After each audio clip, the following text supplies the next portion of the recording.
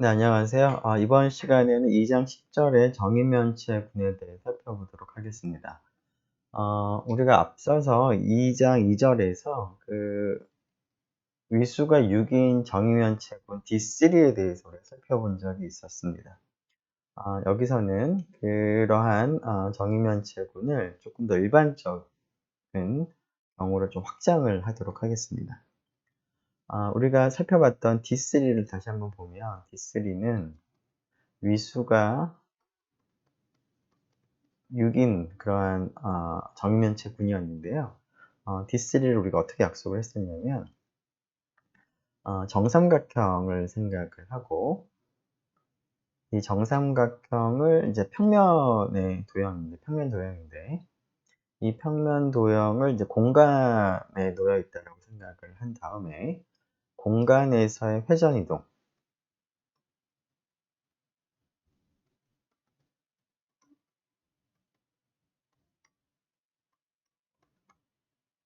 생각을 해서 이 정삼각형을 이제 회전 변환을 해보는 건데요.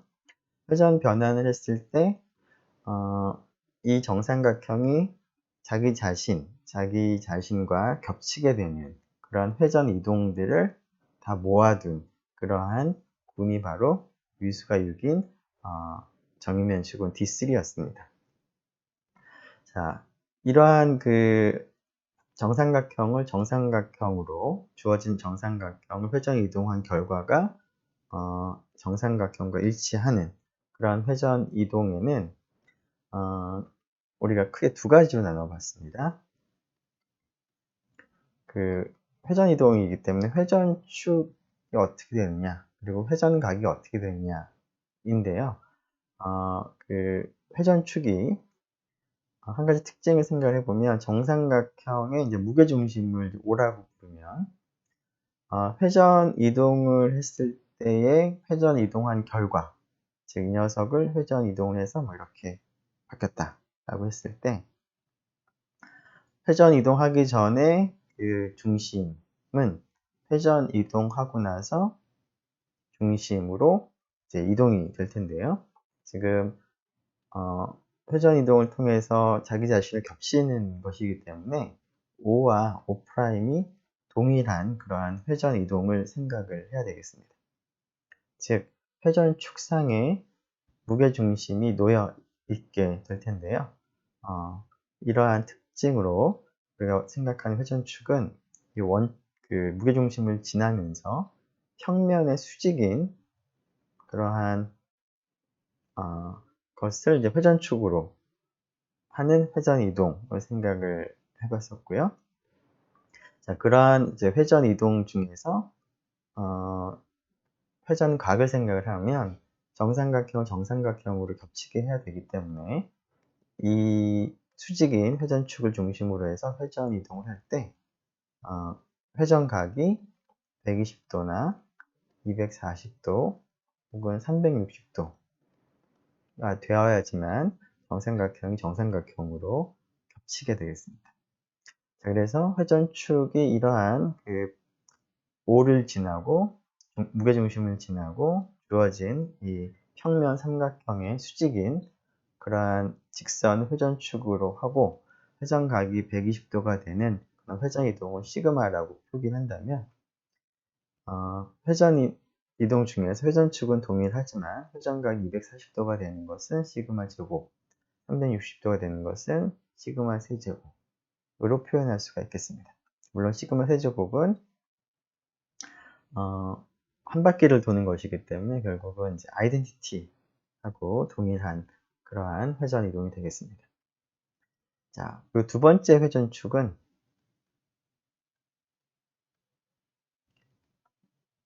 이 O를 지나되 회전축이 주어진 삼각형과 동일한 평면 위에 있는 그러한 회전축을 이제 생각을 할 수가 있겠습니다. 자, 이러한 회전축은 지금 우리가 회전을 시킬 때 180도 혹은 360도 회전을 시켜야지만 이제 겹칠 수가 있을 텐데 그러한 경우 겹치게 하려면 회전축이 지금과 같은 경우는 이렇게 딱 세 가지가 나타나겠습니다. 그래서 각각의 회전축을 생각을 하고 그 회전축을 기준으로 해서 180도 회전하는 그러한 회전 이동을 타우 1, 타우 2, 타우 3라고 우리가 불렀습니다. 그러면 이런 것들이 모든 가능한 D3의 원소가 되기 때문에 D3는 1, 시그마, 시그마 제곱, 타우 1, 타우 2, 타우 3와 같이 모두 6개의 회전 이동으로 구성된 그러한 군이었습니다. 자, 이러한 정육면체 군을 조금 더 일반적으로 생각을 해보기 위해서 정삼각형이 아니라 정N각형에 대해서 비슷한 방식을 생각을 해보도록 하겠습니다. 즉, 유클리드 평면 위에 정N각형을 생각을 하고요. 이것을 이제 공간상에 있다라고 생각을 한 다음에 공간상에서의 회전 이동 중에서 이 정N각형을 자기 자신으로 겹치도록 옮겨 놓는 회전 이동, 회전 운동 전체를 다 모아둔 그러한 집합을 DN이라고 부르면 DN은 이러한 회전 운동, 회전 이동의 합성이라는 연산에 대해서 군이 되겠습니다. 자, 군이 되는 이유는 일단은 이 안에는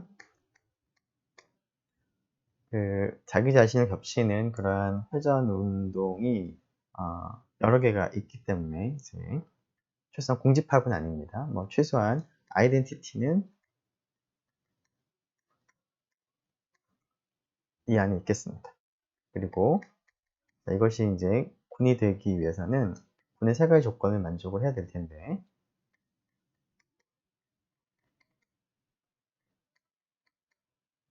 이 군의 세 가지 조건을 얘기하기에 앞서서 이 합성이라고 하는 연산이 이 DN이라고 하는 집합상에서의 연산이 되는지를 먼저 확인을 해야 되겠습니다. 즉, A하고 B가 DN에 속하는 것이라면 A하고 B를 합성한 것도 DN에 속하는지가 먼저 확인할 필요가 있겠습니다. 그런데 이러한 사실은 A하고 B가 공간상에서의 회전 운동이 되기 때문에 합성한 것도 회전 이동이 되고요. 그리고 A를 통해서도 B를 통해서도 정N각형이 정N각형으로 옮겨지기 때문에 합성을 한 A와 B의 합성을 통해서도 정N각형이 정N각형으로 같은 자기 자신으로 겹치도록 이동이 되겠습니다. 그래서 우리가 생각하는 DN의 조건 때문에 A와 B의 합성이 DN에 속하겠습니다. 즉, 이 DN이라는 집합은 합성이라는 연산에 대해서 닫혀 있습니다. 자, 닫혀 있는데 G1, 즉 결합법칙을 생각을 해보면 결합법칙은 합성에 대해서 항상 성립을 하는 것이니까 이 경우에도 성립을 물론 하겠습니다. G2, 아이덴티티가 즉 회전 이동 중에서 그 영도를 회전시키는 것이 아이덴티티가 될 텐데요. 그런 아이덴티티 트랜스포메이션은 물론 정행각형을 자기 자신으로 옮겨 놓겠습니다. 따라서 항등원으로서 DN에 존재하겠습니다. 그리고 A가 DN에 있으면 A는 회전 운동이기 때문에 이 녀석은 가역이 되고 인버스를 생각을 하더라도 회전 이동이 되는데 A가 정N각형을 정N각형으로 겹치도록 보내기 때문에 그 역사상도 마찬가지로 정N각형을 정N각형으로 보내겠습니다. 그래서 역원도 항상 존재를 한다라는 조건을 만족을 하기 때문에 이 DN에 대해서 합성 연산을 생각하면 바로 군이 될 텐데 이러한 군을 정이면체 군이라고 부르겠습니다. 자, 이러한 정의면체군을 구성하는 구체적인 회전 이동이 어떤 것이 있는지를 한번 살펴보도록 하죠. 자, 앞에서 우리가 위수가 3인 정의면체군을 생각을 했을 때와 동일하게 정N각형의 중심은 그대로 머물러 있어야 되겠습니다. 자기 자신으로 겹치기 때문에. 따라서 DN에 속하는 회전 이동의 회전축은 정N각형의 무게중심을 지나야 되겠습니다. 자, 정N각형의 무게중심 O라고 한다면 회전축은 반드시 무게중심을 지날 텐데요. 자, 정N각형, 예를 들어서 육각형 하나 생각해 보면 무게중심이 여기 있을 텐데, 자, 이 점을 지나면서 주어진 그 N각형에 해당하는 평면의 수직인 것을 회전축으로 하는 회전 이동을 먼저 살펴보도록 하고요. 그 다음에 두 번째가 이 O를 지나되 회전축이 바로 이 평면에 포함되어 있는 경우로 나누어 생각을 해보도록 하겠습니다. 자, 물론 우리가 생각하지 않은 그 수직도 아니고 평면도 아닌 이러한 회전 직선을 생각한다면 이 직선에 대해서 그러니까 이동을 하는 경우에는 조금 돌려서 우리가 그림을 그려보면 회전축이 이렇게 있고, 그 다음에 이 정N각형이 옆에서 바라봤을 때 이렇게 비스듬하게 있기 때문에 회전을 하게 되면 360도 회전을 하지 않는 이상은 겹칠 수가 없겠습니다. 그래서 우리가 지금 원하는 모든 회전 이동을 생각할 때는 이런 두 가지 형태의 회전축만, 즉 평면의 수직인 회전축과 평면에 포함된 회전축만 생각을 하면 되겠습니다. 자, 무게중심을 지나면서 주어진 평면의 수직인 직선을 회전축으로 하는 경우와 무게중심을 지나고 평면에 포함되는 직선을 회전축으로 하는 두 가지 형태의 회전 이동이 있겠습니다. 자, 1번의 경우에는 O를 지나서 평면 수직인 직선은 딱 하나밖에 없는데요. 무게중심을 지나되 주어진 평면에 포함되는 직선은 여러 가지가 있을 수가 있겠습니다. 정삼각형이나 정사각형이나 정오각형을 한번 생각을 해보고 그러한 것들이 어떻게 생겼는지를 생각을 해보면 정삼각형이나 정오각형과 같이 n이 홀수인 경우와 정사각형, 정육각형과 같이 n이 짝수인 경우는 조금 형태가 다를 텐데요. 짝수인 경우는 그 두 변이 지금 마주보고 있고 두 꼭지점이 마주보고 있습니다. 그래서 정사각형인 경우에는 두 꼭지점을 지나는 이 직선 혹은 두 꼭지점을 지나는 직선, 생각해 보면 두 가지가 있는데 이 두 가지가 모두 가능한 회전축이 될 것 같고요. 그리고 두 마주보고 있는 대변을 이제 수직으로 가로지르는 물론 중점을 지나면서 이 직선 회전축으로 하거나 혹은 이 직선을 회전축으로 하는 것도 가능하겠습니다. 그래서 네 가지가 나올 것 같고요. 비슷하게 육각형인 경우에도 면과 면이 바라보고 있고 면과 면이 바라보고 있고 면과 면이 바라보고 있는데 그렇게 면과 면이 바라보는 게 모두 세 가지가 있고 세 가지 각각마다 하나씩 가능한 회전축이 등장하겠고요. 그 다음에 꼭지점과 꼭지점이 마주보고 꼭지점과 꼭지점이 마주보고 꼭지점과 꼭지점이 마주보는데 마주보는 꼭지점을 연결한 직선을 회전축으로 하는 것이 또 세 가지가 있겠습니다. 일반적으로 n이 짝수인 경우에는 지금 사각형, 육각형에서 한 것과 같이 마주보는 꼭지점 두 개를 연결한 직선이 모두 2n개가 있고요. 마주보고 있는 변을 중심으로 지나는 그러한 직선이 2분의 n개가 있겠습니다. 그래서 합쳐서 n개가 가능하겠습니다. n이 짝수인 경우에는 서로 마주보는 두 꼭지점을 이은 직선이 회전축이 될 수도 있고요. 서로 마주보는 두 변의 중점을 이은 직선이 회전축이 되어도 괜찮습니다. 자, 반면에 n이 홀수인 경우에는 정삼각형이나 정오각형과 같은 경우를 생각을 해보면, 자, 변과 꼭지점이 지금 서로 마주보고 있기 때문에 꼭지점을 지나고 마주보는 대변의 수직인 그러한 직선을 생각하면 이것을 회전축으로 하면서 180도 회전을 하게 되면 정삼각형을 자기 자신으로 겹치게 하는 회전 이동이 되겠습니다. 물론 꼭지점이 3개가 있으니까 이러한 회전축이 3가지가 있겠고요. 비슷하게 오각형인 경우에는 꼭지점이 모두 5가지니까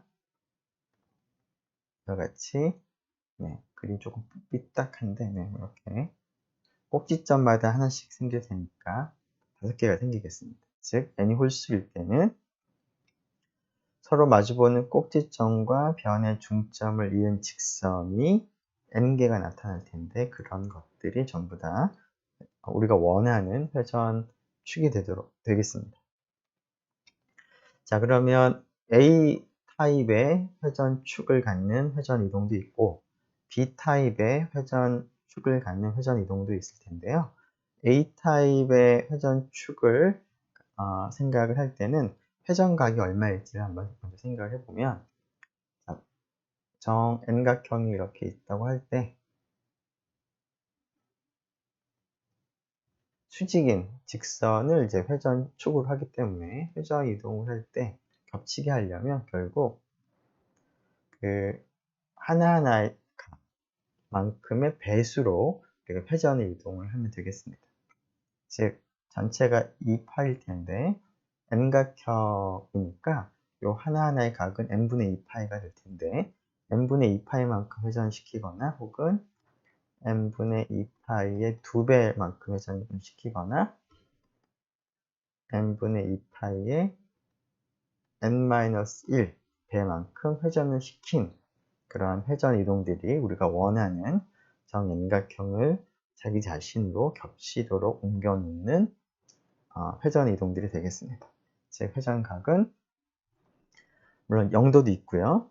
n분의 2파이, n분의 2파이의 2배, n분의 2파이의 3배에서 n분의 2파이의 n-1배까지 모두 n가지가 있겠습니다. 0도까지 포함시킨다면, 자, B 타입의 회전축을 이제 생각을 하는 경우에는 n이 짝수인 경우나 n이 홀수인 경우나 모두 회전축이 될 수 있는 게 모두 n개가 있습니다. 자, 근데 이 경우에는 이제 평면 위에 그런 직선이기 때문에 이 직선을 기준으로 회전 이동했을 때 자기 자신으로 겹치게 하려면 회전각은 180도나 혹은 360도 2파이 혹은 0도만큼 회전을 해야지만 평면이 평면과 동일하게 겹치겠습니다. 그래서 B타입인 경우에는 회전각은 0 혹은 파이가 될 텐데요. 자, A형에서 회전각이 0인 경우가 아이덴티티가 되고요. B타입도 회전각이 0인 경우는 이제 아이덴티티가 됩니다. 그래서 두 가지가 따로 이렇게 표현되어 있긴 하지만 우리가 관심을 갖는 회전 이동은 이제 같은 아이덴티티 회전 이동 하나가 생기겠습니다. 자, 그러면 이러한 것들을 좀 더 구체적으로 좀 한번 살펴보면, 자, n이 4인 경우는 다음과 같이 정사각형을 생각하고 두 꼭지점을 연결하는 동그라미 1번, 그 다음에 두 꼭지점을 연결하는 동그라미 3번, 그 다음에 마주보고 있는 대변을 연결한 동그라미 2번, 그 다음에 마주보고 있는 대변을 연결한 동그라미 4번이 회전축이 될 수 있겠습니다. 물론 이 평면의 수직인 것도 회전축이 될 수 있겠죠. 그래서 이런 정 N각형 중에서 n이 4인 경우에는 중심을 지나고 평면에 포함되는 회전축이 모두 4가지가 있을 텐데 그걸 순서대로 동그라미 1번부터 동그라미 4번이라고 우리가 이름을 붙이도록 하겠습니다. 이렇게 반시계 방향으로 돌아가면서 이름을 붙이도록 하죠. 자, n이 5인 경우 정오각형도 마찬가지인데요. 자, 꼭지점이 5개인데 뭐 순서대로 1, 2, 3, 4, 5라고 이름을 붙이고 꼭지점 1번을 지나는 이 회전축을 동그라미 1번 그리고 옆으로 돌아가서 얘하고 얘를 지나는 회전축을 동그라미 2번 그 다음에 3번, 4번, 5번이라고 이름을 붙이도록 하고요. 물론 이 녀석은 이미 앞에서 등장한 것이고 얘도 등장을 한 것이죠. 그래서 이 경우에도 5개 n만큼 그 회전축이 생기겠습니다. 무게중심을 지나고 평면에 포함된 그런 회전축을 봤을 때, 자, 앞에서 A형, 즉 무게중심을 지나고 주어진 평면의 수직인 직선을 회전축으로 하는 그러한 회전 이동에는 회전각이 0, n분의 2파이, n분의 2파이의 2배 등등이 있었는데요. 그 중에서 회전각이 n분의 2파이가 되는 그런 회전 이동을 시그마라고 부른다면 회전각이 n분의 2파이 곱하기 2가 되는 회전 이동은 시그마를 2번 연달아 적용을 한 것이 될 테니까 시그마 제곱에 해당할 것이고 n분의 2파이 곱하기 3배만큼 회전 이동을 한 것은 시그마 세제곱이라고 표현할 수가 있습니다. 즉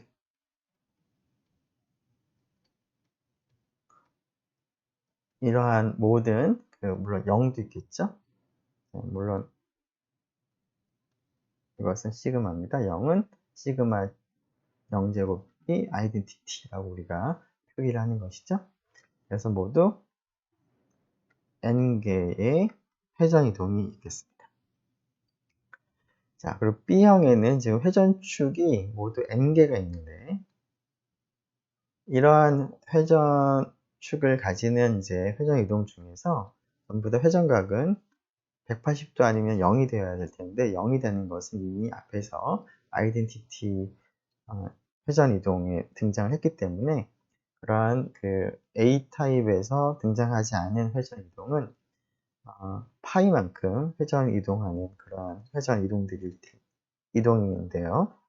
자, 회전축이 동그라미 K를 K 직선 회전축으로 가지고 회전각이 파이가 되는 회전 이동을 우리가 타우 K로 표기를 하도록 하겠습니다. 그러면 타우 1부터 타우 n까지가 dn에 포함되는 그러한 회전 이동이 되겠습니다. 회전축이 n개가 있으니까 즉 dn을 구성하는 것은 시그마 제로, 즉 1, 시그마 1제곱, 시그마 제곱부터 시그마 n-1제곱 여기가 n개가 있죠. 그리고 여기가 n개, 타우 1부터 타우 n까지로 구성이 된다는 것을 우리가 알 수가 있겠습니다. 자, 여기서 시그마는 회전각이 n분의 2파이가 되므로 시그마의 n제곱을 해보면 360도로 회전하는 것이기 때문에 아이덴티티라는 조건을 만족을 하고 있고요. 타우들은 타우 1, 타우 2, 타우 n 모두 회전각이 파이가 되기 때문에 타우 k의 제곱은 전부 180도를 2번 회전 이동하는 거니까 360도로 회전하는 것이고 따라서 아이덴티티 트랜스포메이션이 되겠습니다. 이런 성질을 이제 가지는 원소들로 이제 DN이 구성이 되어 있다는 것을 우리가 확인을 할 수가 있겠습니다. 잠시만요. 네, 그러면 앞에서의 계산들을 통해서 그 DN을 구성하고 있는 모든 원소를 우리가 확인을 할 수가 있었는데요. 자, 이것을 정리를 하면 다음과 같이 나타낼 수가 있겠습니다.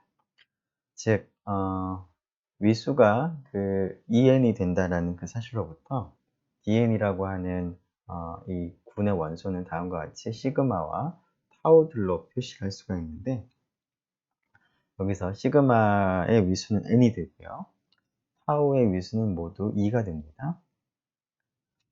자, 이러한 그 dn이라고 하는 군을 우리가 정의면체 군이기는 한데, 위수가 2n이 되기 때문에 위수가 2n인 정의면체 군이다 라고도 우리가 얘기를 하겠습니다.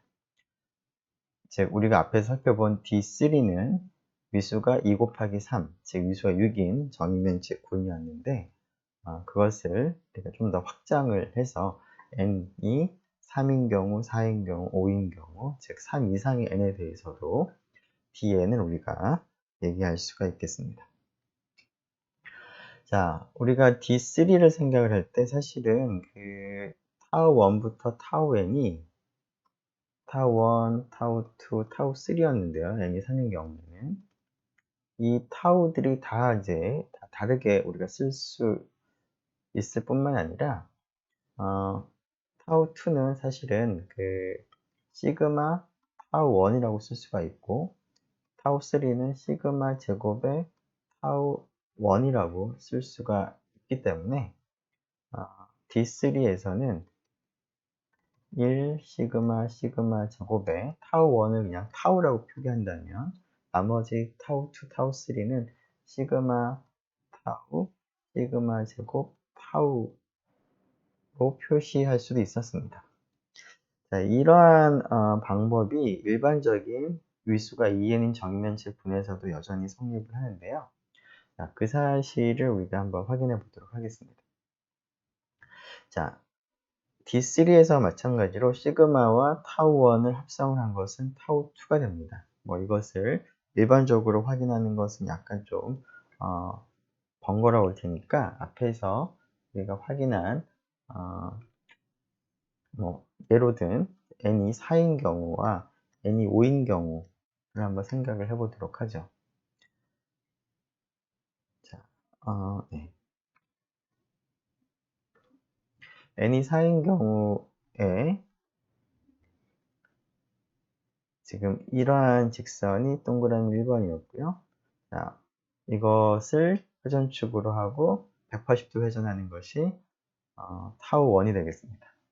자, 시그마하고 타우 1을 합성을 했을 때 꼭지점이 어떻게 바뀌는지를 한번 보면, 자, 1이라고 하는 위치에 있던 꼭지점은 그 타우 1에 의해서 180도 회전을 하면 1로 그대로 가만히 있다가 시그마를 적용하면서 2로 가겠습니다.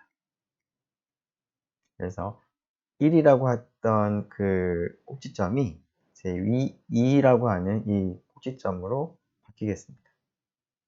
그래서 1에 있던 게 2로 지금 바뀔 것이고요. 그 다음에 2는 어떻게 될까요? 2는 대칭에 의해서 4의 위치로 갔다가, 그 다음에 그 시그마에 의해서 1로 이동을 하겠습니다. 1의 위치로. 그래서 1과 2가 서로 자리 바꿈을 하고 있고요. 그 다음에 3을 보면 3은 타우 1에 의해서 그대로 고정이 되다가 시그마에 의해서 4로 지금 4의 위치로 움직여 갑니다.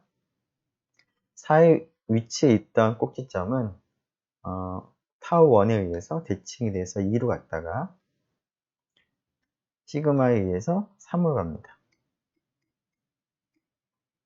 그래서 3과 4도 서로 바꾸는 것을 볼 수가 있는데, 그러한 것은 결국 동그라미 2번 회전축을 기준으로 해서 180도 회전을 하는 그러한 변환과 동일하기 때문에 시그마하고 타우 1 합성은 타우 2가 되겠습니다.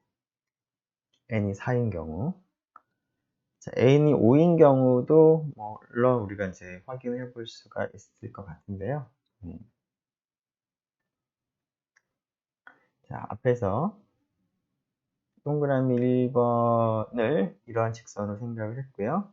자, 이것을 회전축으로 해서 180도 회전하는 것이 타우 1이 되는데, 자, 시그마하고 타우 1 합성한 것에 의해서 꼭지점의 위치가 어떻게 바뀌는지 생각해 보면, 1번 위치에 있던 꼭지점은 타우 1에 의해서 제자리에 있다가 시그마에 의해서 2번 자리로 갑니다.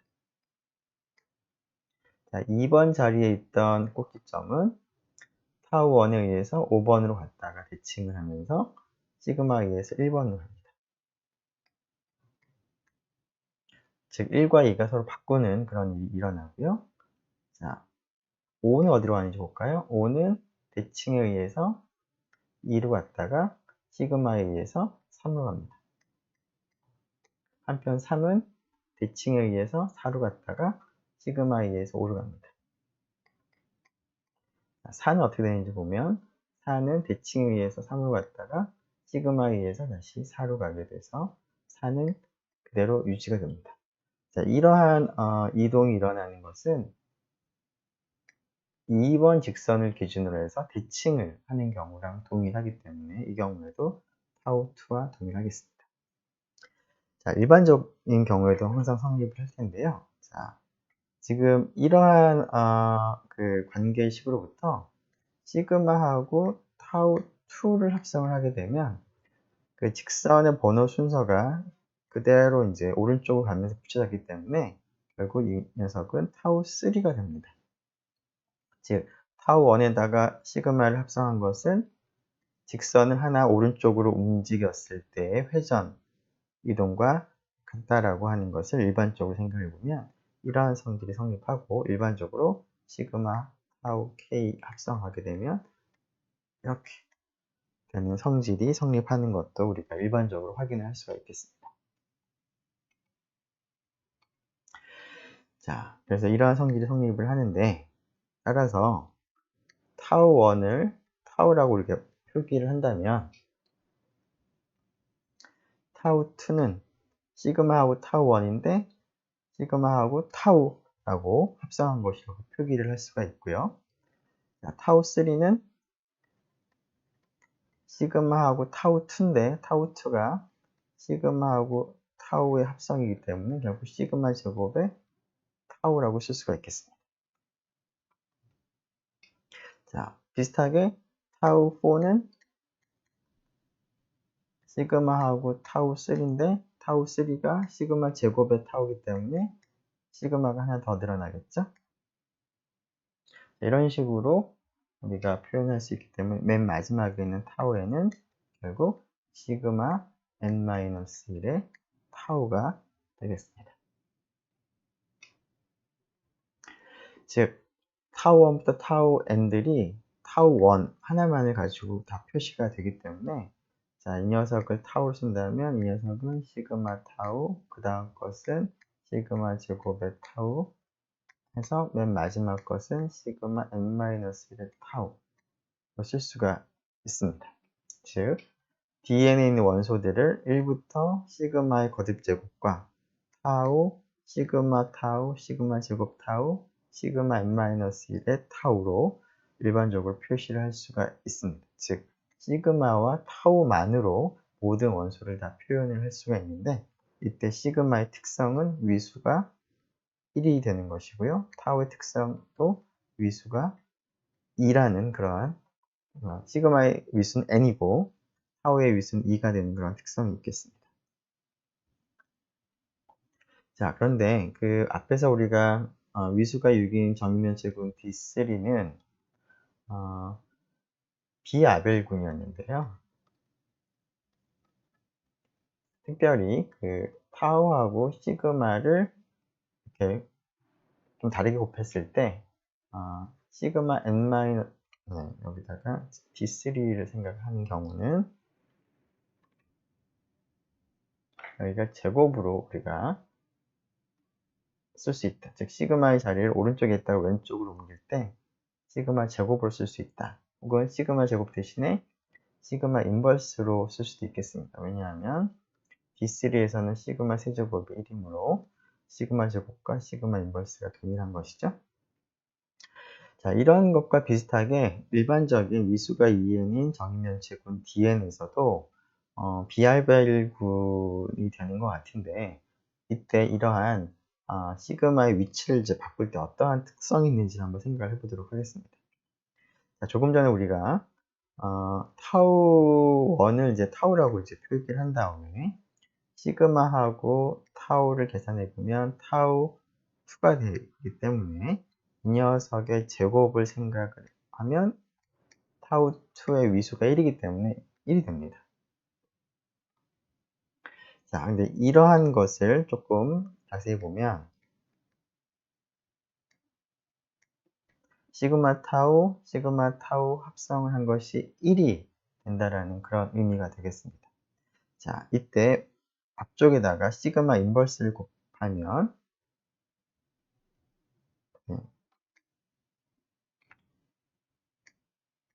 이렇게 쓸 수가 있을 텐데, 자, 타우의 제곱은 1이기 때문에 이 타우를 이제 뭐 인버스라고 봐도 되겠죠? 타우 이퀄 타우 인버스랑 같습니다. 그런 다음에 오른쪽에 타우를 곱하게 되면